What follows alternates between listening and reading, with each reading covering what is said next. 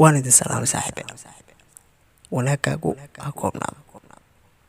miyaad taqaanaa sababta aan ku leeyahay wanaagaagu ha koobnaado? Jawaabtu waa may. haddaba aniga ayaa kuu sheegaya.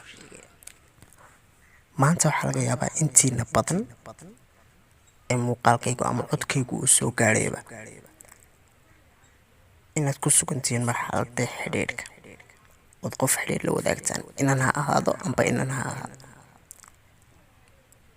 waxaa laga yaabaa in aad waqti waliba wanaag samayso.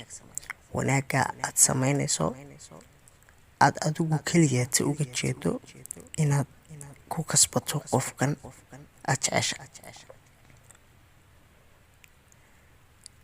haddaba wanaaggan aad samaynayso ma og tahay waxyaabaha jacaylka dila inuu kooka yahay wanaag?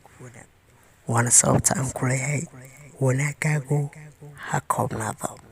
waad mahadsan tahay.